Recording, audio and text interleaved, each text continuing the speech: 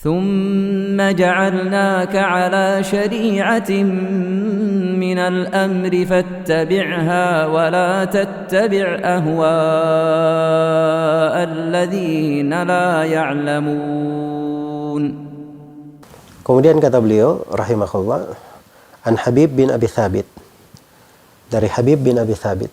Habib bin Abi Thabit, Abi Thabit ada yang mengatakan namanya Qais, ada yang mengatakan selain daripada itu bin Dinar, Abu Yahya Al-Kufi. Ya, dan beliau ini seorang ahli fikih di masanya, seorang ahli fikih dan seorang rawi thiqah. Hanya saja masalahnya beliau banyak melakukan tadlis dan irsal. Karena itu riwayat-riwayat Habib bin Abi Thabit kalau di luar Bukhari dan Muslim itu harus dipastikan kebersambungannya.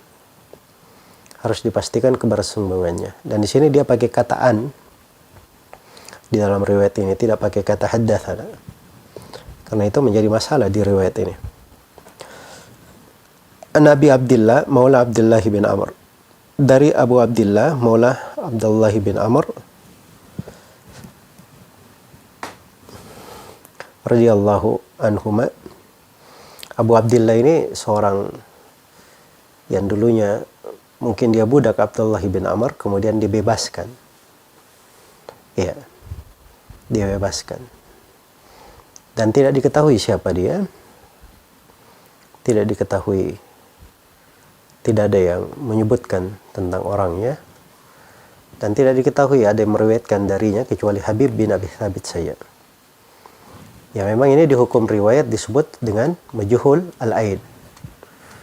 Majhulul ain. Dan umumnya rawi yang majhulul ain itu tidak bisa dikuatkan riwayatnya. Hanya saja di sini kondisinya di sini berbeda ya.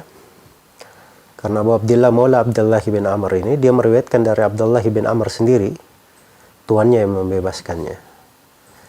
Terus yang kedua, dia meriwayatkan hal tersebut dalam sebuah kisah, bahwa ini kejadian dengan Abdullah bin Amr dan mereka sedang tawaf di Ka'bah.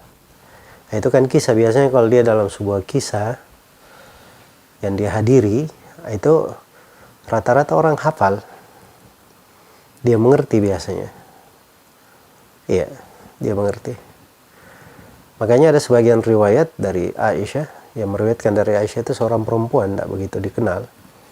Tapi karena dia meriwayatkan kisah, maka kata Al-Hafidz Ibnu Hajar itu menunjukkan dia mutkin di dalam riwayatnya. Menunjukkan dia mutkin di dalam riwayatnya. Jadi itu indikasi ya di pembahasan riwayat, kadang bisa dikuatkan. Jadi secara umum hadits ini ada dua sudut ya kelemahan. Yang pertama, an-ana dari Habib bin Abi Thabit, dia pakai kataan, tidak bisa dijamin kebersambungannya. Kemudian yang kedua, Abu Abdullah Maula Abdullah bin Amr ini. Ya, hanya saja ini hadits punya banyak jalur periwayatan, banyak pendukungnya juga. Ya, nah akan datang hadits Abdullah bin Abbas semisal dengannya.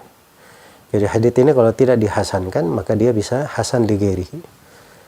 Dia ada tetap menjadi hadits yang diterima, syah di dalam periwayatan.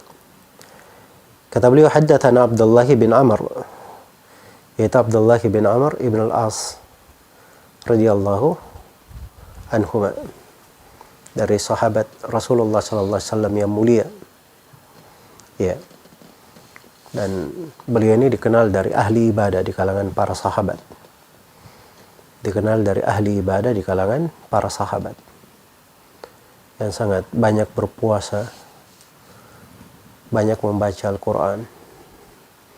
Bahkan dulu beliau pernah diadukan karena Abdullah bin Amr menikah dengan seorang perempuan, ya seakan-akan nggak pernah dia sentuh, karena di waktu siang dia berpuasa setiap hari, di waktu malamnya dia khatamkan Al-Quran setiap malam.